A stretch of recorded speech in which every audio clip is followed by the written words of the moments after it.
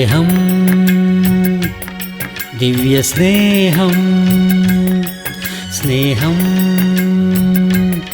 ദിവ്യസ്നേഹം. എബ്രായർക്കെഴുതിയ ലേഖനം 11 അധ്യായം 24 വാക്യത്തെ വായിക്കാം. വിശ്വാസത്താൽ മോശ താൻ വളർന്നപ്പോൾ പാപത്തിന്റെ തൽക്കാല ഭോഗത്തെക്കാളും ദൈവജനത്തോടുകൂടെ കഷ്ടം അനുഭവിക്കുന്നത് തിരഞ്ഞെടുത്തു. പ്രതിഫലം നോക്കിയത് കൊണ്ട് ഫറവോന്റെ പുത്രിയുടെ മകൻ എന്ന് വിളിക്കപ്പെടുന്നത് നിരസിക്കുകയും മിസ്രയീമിലെ നിക്ഷേപങ്ങളെക്കാൾ ക്രിസ്തുവിന്റെ നിന്ന വലിയ ധനം എന്ന് എണ്ണുകയും ചെയ്തു. വിശ്വാസത്താൽ മോശ താൻ വളർന്നപ്പോൾ മിസ്രയീമിലെ ധനത്തേക്കാൾ യേശുക്രിസ്തുവിന്റെ നിന്നയാണ് വലിയ ഭാഗ്യമെന്ന് മനസ്സിലാക്കി. മോശ മുതിർന്നു കഴിഞ്ഞപ്പോൾ അവിടെ ഒരുപാട് പ്രശ്നങ്ങളുണ്ടായി. അവൻ മിസ്രയീമിനെ കൊന്ന സമയത്ത് അത് കണ്ടുനിന്ന ആരോ ഒരാൾ ആ വിഷയം പറഞ്ഞുകൊടുത്തു, നീ മിസ്രയീമിന്റെ പുത്രനല്ല എന്ന്. ഇവിടെ ഈ അടിമവേല ചെയ്യുന്നതായ ആളുകളുണ്ടല്ലോ, ഞങ്ങളുടെ ദൈവം യഹോവയാണ് എന്ന് പറയുന്ന ആളുകൾ, അവരുടെ കൂട്ടത്തിൽപ്പെട്ടവനാണോ ഞാൻ? അടിമ വംശത്തിൽ പിറന്നവനാണോ ഞാൻ? ഈ രാജാവിൻ്റെ വംശത്തിൽ പിറന്ന വ്യക്തിയല്ലേ? മോശയുടെ മുമ്പിൽ പ്രശ്നമുണ്ടായി. അവൻ വളർന്ന് 40 വയസ്സ് ആയപ്പോഴേക്കും, ഇന്നത്തെ മനുഷ്യരെ സംബന്ധിച്ച് ആയുർദൈർഘ്യം വളരെ കുറവാണ്. എന്നാൽ 40 വയസ്സെന്ന് പറയുമ്പോൾ ആ കാലത്ത് യൗവനക്കാരൻ്റെ പ്രായമാണ്. ഒരു ശരിയായ തീരുമാനമെടുക്കുവാനുള്ളതായ പ്രായമാണ്. മിസ്രയീമിലെ ധനവും രാജസിംഹാസനവും വേണോ, അതോ ദൈവവും ദൈവത്തിൻ്റെ ജനത്തോടൊപ്പമുള്ള കഷ്ടതയുമാണോ വേണ്ടത്? തീരുമാനമെടുക്കൂ. നിങ്ങളാണെങ്കിൽ എന്തു തിരഞ്ഞെടുക്കും? മോശ എന്താണ് തിരഞ്ഞെടുത്തത്? വിശ്വാസത്താൽ മോശ മിസ്രയീമിലെ ധനത്തേക്കാൾ ക്രിസ്തുവിൻ്റെ നിന്ന വലുതെന്ന് എണ്ണുവാൻ ഇടയായി. അവൻ ധനത്തെ സ്നേഹിച്ചില്ല. ധനത്തെ സ്നേഹിക്കുന്ന വ്യക്തിക്ക് ദൈവദാസനാകുവാൻ കഴിയില്ല. ദൈവത്തിൻ്റെ വേല ചെയ്യുവാൻ ധനം ആവശ്യമാണ്. എന്നാൽ ധനമുണ്ടെങ്കിലേ ദൈവത്തിൻ്റെ വേല നടക്കൂ എന്ന് ചിന്തിക്കുന്നത് അറിവില്ലായ്മയാണ്. പണം മുടക്കി ദൈവവേല ചെയ്യാൻ കഴിയും. എന്നാൽ ദൈവത്തിൻ്റെ ഹിതമനുസരിച്ച് ചെയ്യാത്ത വേല എത്ര വലിയ വേലയാണെങ്കിലും കത്തിയെരിഞ്ഞിട്ട് ബാക്കി വരുന്നതായ ചാരത്തിന് തുല്യമാണ്. ഈ കാലത്ത് വിശ്വാസത്തോടുകൂടി ദൈവവേല ചെയ്യണമെന്ന ആശ ഉള്ള ആളുകൾ, ദൈവത്തിൻ്റെ ഹിതപ്രകാരം ദൈവവേല ചെയ്യണമെന്ന് ആശിക്കുന്ന ആളുകൾ, യേശുക്രിസ്തു നിമിത്തം ആരെങ്കിലും കഷ്ടത വഹിച്ചാൽ അവർ ദൈവത്തിൻ്റെ കരത്താൽ അനുഗ്രഹിക്കപ്പെടും. അവർ ദൈവത്തിൻ്റെ കരത്തിൽ ഉപയോഗിക്കപ്പെടും. അവർ ദൈവത്തെ മഹത്വപ്പെടുത്തും. ദൈവത്തിൻ്റെ സ്വർഗീയ ശക്തിയെ അവരുടെ കരത്തിൽ കൊടുക്കും. ഒരു മനുഷ്യൻ പണത്തിൻ്റെ വിഷയത്തിൽ വിശ്വസ്തനാകുന്നില്ല എങ്കിൽ, നശിച്ചു പോകുന്നതായ ധനത്തിൻ്റെ വിഷയത്തിൽ ഒരു മനുഷ്യൻ വിശ്വസ്തനാകുന്നില്ല എങ്കിൽ, അല്പത്തിൽ വിശ്വസ്തനാകുന്നില്ല എങ്കിൽ വലിയവ ആരാണ് കൊടുക്കുന്നത്? ദൈവം മോശയ്ക്ക് എത്ര വലിയ അധികാരമാണ് കൊടുത്തത്! ഒരു രാജാവ് വടി നീട്ടിയാൽ സമുദ്രം 2 ഭാഗമാകുമോ? രാജാവ് കൽപ്പിച്ചാൽ ചെങ്കടൽ 2 ഭാഗമാകൂ എന്ന് പറഞ്ഞാൽ അങ്ങനെ നടക്കുമോ? ദേശത്ത് ആഹാരമില്ല, വളരെ കഷ്ടതയായിരിക്കുന്നു, വളരെ ബുദ്ധിമുട്ടായിരിക്കുന്നു, ദേശത്ത് വലിയ ക്ഷാമമാണ് എന്ന് നായകന്മാർ പറഞ്ഞുകൊണ്ടേയിരിക്കും. എന്നാൽ ഏതെങ്കിലും നേതാക്കന്മാർക്ക് ആകാശമേ ജനത്തിനാവശ്യമായ ഭക്ഷണം കൊടുക്കൂ എന്ന് പ്രാർത്ഥിച്ചിട്ട് കൊടുത്തയക്കാൻ കഴിയുമോ? നിന്നെ പരിപാലിക്കുന്ന ദൈവം ആകാശം തുറന്ന് സകല ജനത്തെയും പരിപാലിക്കുന്ന ദൈവമാണ്. അവനിൽ നീ വിശ്വാസം അർപ്പിക്കൂ. അവൻ നൽകുന്ന അധികാരത്തിനു വേണ്ടി നീ പ്രത്യാശിക്കൂ. അവൻ നൽകുന്ന അനുഗ്രഹങ്ങൾ ആഗ്രഹിക്കൂ. ഭരണിയിലെ എണ്ണ തീർന്നുപോയില്ല. ക്ഷാമകാലം മുഴുവൻ അവർ സുഖമായി കഴിഞ്ഞു. അതാണ് അനുഗ്രഹം. അതാണ് അനുഗ്രഹം. മിസ്രയീം സിംഹാസനം വേണ്ട എന്ന് മോശ വിചാരിച്ചു. ജയിക്കുന്നവന് ദൈവം സിംഹാസനം കൊടുക്കുമല്ലോ. ആ സ്വർഗീയ സിംഹാസനം എനിക്ക് വേണമെന്ന് വിചാരിച്ചു. എൻ്റെ സ്വർഗീയ പിതാവിനെയാണ് ഞാൻ സന്തോഷിപ്പിക്കേണ്ടത്, ഈ ലോകത്തിലെ സന്തോഷമല്ല, അധികാരം കാണിക്കുന്നതല്ല. യേശു കർത്താവ് പറഞ്ഞു, ഞാൻ അധികാരം കാണിക്കുവാൻ വന്നവനല്ല, ഞാൻ ശുശ്രൂഷ ചെയ്യിപ്പിക്കുവാൻ വന്നവനല്ല, ഞാൻ ശുശ്രൂഷ ചെയ്യുവാൻ വന്നവനാണ്. എനിക്ക് വേണ്ടി ജീവിക്കുവാനല്ല, മറ്റുള്ളവർക്ക് വേണ്ടി ജീവിക്കുവാനാണ് പിതാവ് എന്നെ അയച്ചത്. യേശു മറ്റുള്ളവർക്ക് വേണ്ടിയാണ് ജീവിച്ചത്, അവനു വേണ്ടിയല്ല അവൻ ജീവിച്ചത്. ആരെങ്കിലും യേശുവിനെ അനുഗമിക്കുവാൻ ആഗ്രഹിക്കുന്നുണ്ടെങ്കിൽ ഇത് പഠിക്കണം. മറ്റുള്ളവർക്ക് വേണ്ടിയായിരിക്കണം നീ ജീവിക്കേണ്ടത്. ദൈവത്തിനു വേണ്ടി നീ ജീവിക്കുന്നു എന്ന് പറയുമ്പോൾ നിന്റെ ദൈവത്തിന്റെ സ്നേഹത്തെ മറ്റുള്ളവർക്ക് നിന്നിൽ കൂടി കൊടുക്കണം. മോശ തന്റെ ജീവിതത്തിൽ ദൈവത്തിന്റെ സേവ ചെയ്യുവാൻ ആഗ്രഹിച്ചു. ചാർലസ് ഫിന്നി എന്ന ഒരു ദേവദാസനുണ്ടായിരുന്നു. അദ്ദേഹം ചെയ്യുന്നതായ പ്രസംഗങ്ങളിൽ, അദ്ദേഹത്തിന്റെ ശുശ്രൂഷകളിൽ എല്ലാ പ്രസംഗത്തിന്റെയും പിന്നിൽ ഒരുപാട് കണ്ണുനീരുണ്ടായിരുന്നു. വളരെ വേദനയുണ്ടായിരുന്നു. അന്ന് ഇത്രമാത്രം സൗകര്യങ്ങളില്ലായിരുന്നു, ഇതുപോലെയുള്ള ടെക്നോളജീസ് ഇല്ലായിരുന്നു. അത്ര കഷ്ടത നിറഞ്ഞതായ ആ സാഹചര്യത്തിൽ അദ്ദേഹം ശുശ്രൂഷ ചെയ്ത സമയത്ത് ഉണർവിന്റെ ജ്വാലകൾ ഉണ്ടാവുകയും പാപികൾ പശ്ചാത്തപിക്കുകയും ചെയ്യുമായിരുന്നു. അദ്ദേഹത്തിന്റെ സഭയിൽ വന്നതായ ആളുകൾ കുറച്ചുപേരാണെങ്കിലും അവർ എല്ലാവരും 100% അവർ മരിക്കുന്നതുവരെയും കർത്താവിനു വേണ്ടി വിശ്വസ്ത സാക്ഷികളായിട്ട് ജീവിച്ചു. അദ്ദേഹം മീറ്റിംഗ് നടത്തുന്നതിന് വേണ്ടി ഒരു പട്ടണത്തിൽ മീറ്റിംഗ് സംഘടിപ്പിച്ചാൽ നമ്മെപ്പോലെ 3 ദിവസമെന്ന് പറയില്ല. ആരംഭ ദിവസം മാത്രം പറയും.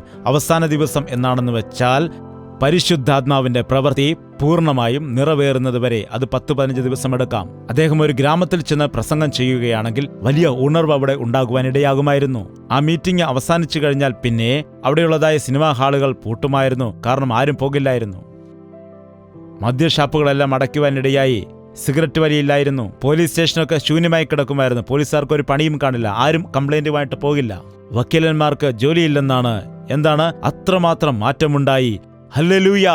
ദൈവം ആ രീതിയിലുള്ള മറ്റൊരു യഥാർത്ഥ ഉണർവിനെ ഈ ലോകത്തിലേക്ക് വീണ്ടും ഒരിക്കൽ കൂടി അയക്കുവാൻ ഇടയാകട്ടെ. നമ്മുടെ രാജ്യത്തിലേക്ക് അയക്കുമാറാകട്ടെ. ഒരുപാട് ദേവദാസന്മാർ ചേർന്ന് ഇത്രയും പ്രസംഗങ്ങൾ ചെയ്ത് ഇത്രയും ടെക്നോളജിയൊക്കെ ഉപയോഗിച്ച് ഈ മീഡിയയെല്ലാം ഉപയോഗിച്ചുകൊണ്ട് എത്ര ആളുകളെ യേശുവിന്റെ സൈന്യമായിട്ട് മാറ്റിയെടുക്കുന്നുണ്ട്. എനിക്ക് മിസ്രൈമിന്റെ സമ്പാദ്യം വേണ്ട, എനിക്ക് പാപത്തിന്റെ താൽക്കാലിക സുഖം വേണ്ട, എനിക്ക് വേണ്ടത് കാൽവറി ക്രൂശാണ്, എനിക്ക് വേണ്ടത് യേശുക്രിസ്തുവിന്റെ ഹിതം എന്താണെന്നാണ് എന്ന് പറഞ്ഞ് എഴുന്നേക്കുന്ന ആളുകൾ ഇല്ല എങ്കിൽ ഈ ലോകത്തിന് മാനസാന്തരം ഉണ്ടാകില്ല. ഈ ലോകത്തിൽ മാറ്റമുണ്ടാകില്ല. പച്ചമരത്തിന് ഈ അവസ്ഥയാണെങ്കിൽ ഉണങ്ങിയ വൃക്ഷത്തിന്റെ അവസ്ഥ എന്താകും? ക്രിസ്ത്യാനിയുടെ അവസ്ഥ ഇങ്ങനെയായിരിക്കുകയാണെങ്കിൽ പിന്നെ ഉണങ്ങിപ്പോയതായ അവിശ്വാസിയായിരിക്കുന്നതായ ജനത്തിന്റെ അവസ്ഥ എന്തായിരിക്കും? പറയൂ. ഇത് അന്ത്യകാലമാണ്. അന്ത്യകാലത്ത് ഉണർവിനെ അയക്കാമെന്ന് കർത്താവ് പറഞ്ഞു. അതുകൊണ്ട് നമ്മുടെ ജീവിതത്തിൽ നാം ഒരു തീരുമാനമെടുക്കണം. പാപത്തെ നാം ഉപേക്ഷിക്കണം, പശ്ചാത്തപിക്കണം, സ്വഭാവങ്ങൾ മാറ്റണം, സംസാരം മാറ്റണം, പ്രവൃത്തികൾ മാറ്റണം, അനുദപിക്കണം. അതാണ് യേശുവിന്റെ സ്നേഹം. ഒരുവൻ ക്രിസ്തുവിലായാൽ അവൻ പുതിയ സൃഷ്ടിയാകുന്നു. പഴയത് കഴിഞ്ഞുപോയി, സകലതും പുതുതായി തീർന്നിരിക്കുന്നു. സാധാരണ ദൈവദാസന്മാർ പ്രസംഗം തയ്യാറാക്കും. എന്നാൽ നിങ്ങൾക്കറിയാമോ, ദൈവം പ്രസംഗകരെ തയ്യാറാക്കും. ദൈവം പ്രസംഗകരെ ഒരുക്കാനിടയാകും. ദൈവം ഒരുക്കിയെടുത്തതായ പ്രസംഗകർ ദൈവത്തിന്റെ വചനത്താൽ നിറയപ്പെട്ടവരായതുകൊണ്ട് അവർ പ്രസംഗം തയ്യാറാക്കേണ്ട കാര്യമില്ല. അവരുടെ ജീവിതം തന്നെ ഒരു പ്രസംഗമാണ്. ജീവിതം തന്നെ ഒരു മാതൃകയാണ്. നമുക്ക് മോശ മാതൃകയായിട്ട് മാറി. ഇപ്പോഴും മോശയുടെ കാര്യം നാം പറയുന്നു. അന്നുണ്ടായിരുന്ന മോശ ഇപ്പോഴും നമുക്ക് മാതൃകയായിരിക്കുന്നു. അന്നുണ്ടായിരുന്ന മോശ ഇപ്പോഴും നമ്മെ ഉപദേശിക്കുന്നു. ദൈവം മോശയെ തിരഞ്ഞെടുക്കാനിടയായി. ദേശക്കാരനായ വ്യക്തിയെ, സുഖ സൗകര്യങ്ങൾ അനുഭവിച്ച് രാജകൊട്ടാരത്തിലായിരുന്ന വ്യക്തിയെ ആ മരുഭൂമിയിൽ കൊണ്ടുപോയിട്ട് സൗമ്യനായിട്ട്, താഴ്മയുള്ളവനായി, പ്രാർത്ഥനാ ശക്തിയുള്ളവനായി, ദൈവശക്തിയെ ഭൂമിയിലേക്ക് ഇറക്കുവാൻ കഴിയുന്നതായ ദൈവത്തിന്റെ ദാസനാക്കി മാറ്റി. അവൻ ലോകത്തെ സ്നേഹിച്ചില്ല, സുഖത്തെ സ്നേഹിച്ചില്ല, അധികാരത്തെ സ്നേഹിച്ചില്ല, ധനത്തെ സ്നേഹിച്ചില്ല. മോശ എവിടെയും അധികാരം കാണിച്ചില്ല. ഞങ്ങൾ ദൈവത്തിന്റെ ദാസന്മാരാണ്, നിങ്ങൾ ഞങ്ങളെ ശുശ്രൂഷിക്കണം. അങ്ങനെയല്ല. ദൈവമക്കൾ എല്ലാവരും സൈനികരാണ്. യേശുവിനു വേണ്ടി നാം എല്ലാവരും സൈനികരാണ്. ദേവദാസൻ എങ്ങനെയായിരിക്കണം? നീ എങ്ങനെയായിരിക്കണം? ഞാൻ എങ്ങനെയായിരിക്കണം? യേശുക്രിസ്തു ആയിരുന്നതുപോലെ നാമും ആയിരിക്കണം. അവനാണ് നമ്മുടെ മാതൃക. ഞങ്ങൾ നിങ്ങളെപ്പോലെയാണ്. ഞങ്ങളും നിങ്ങളെപ്പോലെ മനുഷ്യരാണ്. ഒരു ദൈവദാസനെയും ആരാധിക്കരുത്. വേണമെങ്കിൽ ബഹുമാനിക്കുക, യേശുവിന്റെ നാമത്തിൽ സ്നേഹിക്കുക. അതല്ലാതെ ആരാധിക്കേണ്ടതായ കാര്യമില്ല. നമ്മുടെ നായകനും നമ്മുടെ ലക്ഷ്യവും നമ്മുടെ ആശ്രയവും കർത്താവായ യേശുക്രിസ്തുവാണ്. ദൈവത്തിനും മനുഷ്യനുമിടയിൽ ഒരേയൊരു മധ്യസ്ഥനാണ്. അവൻ കർത്താവായ യേശുക്രിസ്തു. എൻ്റെ ജീവിതത്തിൽ ഒറ്റപ്പെട്ടതായ സാഹചര്യം ഒരുപാടുണ്ടായിട്ടുണ്ട്. എന്നാൽ എൻ്റെ കർത്താവ് ഇതുവരെ എന്നെ ഉപേക്ഷിച്ചിട്ടില്ല. കാരണം ഞാൻ എപ്പോഴും അവങ്കലേക്ക് നോക്കുന്നു. ഏതു സാഹചര്യം വന്നാലും അവങ്കലേക്ക് നോക്കുന്നത് കൊണ്ട് അവൻ കൈവിടുകയില്ല. എത്ര കഷ്ടതയുണ്ടായാലും ബുദ്ധിമുട്ടുണ്ടായാലും. കഷ്ടതയില്ലാതെ ദൈവവേലയില്ല. ത്യാഗമില്ലാതെ വേല ചെയ്യാൻ കഴിയില്ല. വിശ്വാസമില്ലാതെ വേല ചെയ്യാൻ കഴിയില്ല. പ്രാർത്ഥനയില്ലാതെ വേല ചെയ്യാൻ കഴിയില്ല. നഷ്ടം അനുഭവിക്കാതെ ദൈവവേല ചെയ്യുവാൻ കഴിയില്ല. യഥാർത്ഥമായ ദൈവത്തിന്റെ വേല കണ്ണുനീരാണ്, വിയർപ്പാണ്, കഷ്ടതയാണ്, പോരാട്ടമാണ്, ആത്മാക്കളെ രക്ഷിക്കണമെന്ന ഭാരമാണ്. ഈ അന്ത്യകാലത്ത് ഒരുപാട് ദൈവിക ശുശ്രൂഷകന്മാരെന്ന് പറഞ്ഞ് എഴുന്നേറ്റ് ആളുകളെ വഴിതെറ്റിക്കളയുന്ന സമയത്ത് വേദനയുണ്ടാകാറുണ്ട്. എല്ലാ മക്കളും രക്ഷിക്കപ്പെടേണ്ടതിന്, എല്ലാ ദൈവദാസന്മാരും അനുഗ്രഹിക്കപ്പെടേണ്ടതിന്, എല്ലാ വിഷയത്തിലും ദൈവം അത്ഭുതങ്ങൾ ചെയ്യണമെന്നും പ്രാർത്ഥിച്ചുകൊണ്ടേയിരിക്കുന്നു. മോശ നമുക്ക് നല്ല മാതൃകയായിരിക്കുന്നു. മോശയെ അനുഗ്രഹിച്ച ദൈവം, മോശയെ തിരഞ്ഞെടുത്തതായ ദൈവം, മോശയെ ഉപയോഗിച്ചതായ ദൈവം ഈ അന്ത്യകാലത്ത്, ഈ കഷ്ടത നിറഞ്ഞതായ ഈ കാലത്ത് നിങ്ങളെയും ഉപയോഗിക്കുവാൻ കർത്താവ് ആഗ്രഹിക്കുന്നുണ്ട്. അവന്റെ മുമ്പിൽ വിശ്വസ്തയോടെ ആയിരിക്കുക. ഒന്നുകിൽ ശീതവാനാകൂ, അല്ലെങ്കിൽ ഉഷ്ണവാനാകൂ. ശീതോഷ്ണവാനാകുകയാണെങ്കിൽ ഉമിഴ്ന്നു കളയുമെന്നാണ് പറയുന്നത്. ഈ ദിവസം മുതൽ എന്റെ ജീവിതത്തിൽ യേശു കർത്താവാണ് പ്രധാനം. അവനുവേണ്ടി എന്തും നഷ്ടപ്പെടുത്തുവാൻ ഞാൻ ഒരുക്കമാണ്. എത്ര നിന്ന സഹിക്കാനും ഞാൻ ഒരുക്കമാണ്. എന്തെല്ലാം നഷ്ടമാക്കുവാനും ഞാൻ ഒരുക്കമാണ് എന്ന് പറയുന്നവർ മാത്രം ഹല്ലേലൂയ പറയൂ. എഴുന്നേറ്റ് നിൽക്കാൻ നമുക്ക് പ്രാർത്ഥിക്കാം. ഇതാ കർത്താവേ, ഇന്നു മുതൽ എന്റെ ജീവിതം നിനക്ക് വേണ്ടിയാണ് ഞാൻ ജീവിക്കുന്നതെന്ന് പറയുന്നവർ നിങ്ങളുടെ വലം കൈ ഉയർത്തിപ്പിടിക്കുക. ദൈവസന്നിധിയിൽ നമുക്ക് ഇപ്പോൾ അതിനുവേണ്ടി പ്രാർത്ഥിക്കാം. പരിശുദ്ധനായ സ്നേഹമുള്ള പിതാവേ, ഒരിക്കൽ കൂടി നിന്റെ മക്കളെ നീ ദർശിക്കണമേ. കരങ്ങൾ ഉയർത്തിയ നിന്റെ മക്കളെ നോക്കണമേ. നിർബന്ധപൂർവം അല്ലാതെ അവരുടെ ഹൃദയത്തിലെടുത്ത തീരുമാനമനുസരിച്ച് അവർ കരങ്ങൾ ഉയർത്തിയിരിക്കുമ്പോൾ അവരെ അഭിഷേകം ചെയ്യണമേ. കർത്താവിനു വേണ്ടി തീഷ്ണതയോടെ നിൽക്കുന്നവരെ നീ എഴുന്നേൽപ്പിക്കണമേ. വചനം അനുസരിക്കുവാൻ ഞങ്ങളെല്ലാം നീ സഹായിക്കണമേ. പാപത്തിന് കീഴടങ്ങുന്നവരായി തീരുവാൻ പാടില്ല. പിശാചിന് കീഴ്പ്പെടുന്നവരായി തീരുവാൻ ഒരിക്കലും പാടില്ല. ഞങ്ങൾ ലോകത്തിലേക്ക് തിരിയുന്ന ആളുകളായിരിക്കുവാൻ പാടില്ല. ആ ക്രൂശിനെ സ്നേഹിക്കുന്ന ആളുകളായിട്ട്, ആ ക്രൂശിനെ അനുഗമിക്കുന്നതായ ജനമായി ഈ മീറ്റിംഗിലായിരിക്കുന്ന എല്ലാ വ്യക്തികളെയും നീ സഹായിക്കുമാറാകണമേ. അവരിൽ ഓരോ വ്യക്തികളെയും നീ ആയിരക്കണക്കിന് വർദ്ധിപ്പിക്കുവാനിടയായല്ലോ. മോശയെ നീ എത്രമാത്രം അനുഗ്രഹിച്ചു.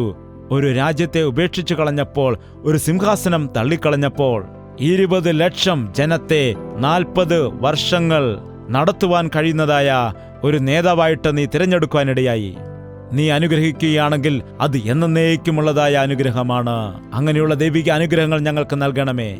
ഞങ്ങൾക്കുള്ളതായ ചെറിയ ചെറിയ കഷ്ടതകൾ, ചെറിയ ചെറിയ ഞെരുക്കങ്ങൾ, ചെറിയ ചെറിയ അസുഖങ്ങൾ, ചെറിയ ചെറിയ സാമ്പത്തിക ബുദ്ധിമുട്ടുകൾ ഞങ്ങളുടെ മുൻപിൽ ആനയെപ്പോലെ നിൽക്കുമ്പോൾ, ഞങ്ങളുടെ മുൻപിൽ ഗോലിയാത്തിനെ പോലെ നിൽക്കുമ്പോൾ ഞങ്ങൾ ഭയപ്പെടുകയാണ്. എന്നാൽ ഞങ്ങളുടെ ദൈവം എത്ര വലിയവനാണെന്ന് അറിയുമ്പോൾ, ആകാശത്തെയും ഭൂമിയെയും സൃഷ്ടിച്ചതായ ദൈവം എത്ര വലിയവനാണെന്ന് മനസ്സിലാക്കി ഞങ്ങളുടെ ജീവിതത്തിലെ സകല പ്രശ്നത്തിൽ നിന്ന് വിടുവിക്കുവാൻ കഴിയുന്ന ശക്തി നിനക്കുണ്ട് എന്ന് വിശ്വസിക്കുവാൻ ഞങ്ങളെ എല്ലാവരെയും നീ സഹായിക്കണമേ. ഞങ്ങളുടെ നിന്ദകൾ സഹിച്ച കർത്താവേ, ഞങ്ങളുടെ ശാപങ്ങൾ മാറ്റിയ ദൈവമേ, ഞങ്ങൾക്ക് വേണ്ടി യാഗമായിട്ട് ഞങ്ങളെ വിടുവിച്ചതായ ദൈവമേ, നിന്നെ സ്നേഹിക്കുവാനുള്ള കൃപ ഞങ്ങൾക്ക് നൽകണമേ. യേശുക്രിസ്തുവിന്റെ നിന്ന വലിയ ഭാഗ്യമായി എടുക്കുവാൻ, തൻ്റെ ജനത്തിനോടൊപ്പമുള്ള കഷ്ടം വലിയ ഭാഗ്യമായിട്ടെടുക്കുന്നതിന് പ്രധാനമായി ഇവിടെയുള്ളതായ സകല യൗവനക്കാർക്കും സഹായം കൊടുക്കണമേ. യൗവന പ്രായത്തെ നിന്റെ കരങ്ങളിൽ ഏൽപ്പിച്ച് നിന്റെ കയ്യാൽ അനുഗ്രഹിക്കപ്പെട്ട് നിന്റെ സാക്ഷികളായി ഉപയോഗിക്കപ്പെടുവാൻ സഹായിക്കണമേ. സകല വിധത്തിലുള്ള രോഗങ്ങളെയും നസറേനായ യേശുക്രിസ്തുവിന്റെ നാമത്തിൽ സൗഖ്യപ്പെടുത്തുകയാണ്. മാനസിക വേദനയിൽ നിന്നും, ശാരീരിക രോഗത്തിൽ നിന്നും, സാമ്പത്തിക ബുദ്ധിമുട്ടിൽ നിന്നും, കുടുംബത്തിലെ പ്രശ്നത്തിൽ നിന്നും, ജോലിയിലെ പ്രശ്നങ്ങളിൽ നിന്നും, നിന്റെ മക്കൾ ഏതെല്ലാം ഞെരുക്കത്തിലായിരിക്കുന്നോ അവയെല്ലാത്തിൽ നിന്നും ഈ ദിവസം യേശുക്രിസ്തുവിന്റെ നാമത്തിൽ അവരെ വിടുവിക്കുമാറാകണമേ. നീ ഞങ്ങളുടെ രാജാവാണ്, നീ ഞങ്ങളുടെ കർത്താവാണ്. നിന്നെ സൗഖ്യമാക്കുന്ന യഹോവ ഞാനാണെന്ന് പറഞ്ഞതായ ദൈവമേ, നീ ഉണ്ടെങ്കിൽ ഞങ്ങൾക്ക് സൗഖ്യമുണ്ട്, നീ ഉണ്ടെങ്കിൽ ഞങ്ങൾക്ക് വിടുതലുണ്ട്, നീ ഉണ്ടെങ്കിൽ ഞങ്ങൾക്ക് അനുഗ്രഹമുണ്ട്. നിന്റെ കൃപയെ ഞങ്ങളുടെ മേൽ പകരണമെന്ന് യേശുക്രിസ്തുവിന്റെ നാമത്തിൽ അപേക്ഷിക്കുന്നു പിതാവേ. നമ്മുടെ പിതാവായ ദൈവത്തിന്റെ സ്നേഹവും പുത്രനായ യേശുക്രിസ്തുവിന്റെ കൃപയും ആശ്വസിപ്പിച്ച് വഴി നടത്തുന്ന പരിശുദ്ധാത്മാവിന്റെ കൂട്ടായ്മയും സഹവാസവും നാം ഓരോരുത്തരോടും നാം പ്രാർത്ഥിച്ച സകല വിഷയങ്ങളോടും എന്നേക്കും ഉണ്ടായിരിക്കുമാറാകട്ടെ. ആമേൻ.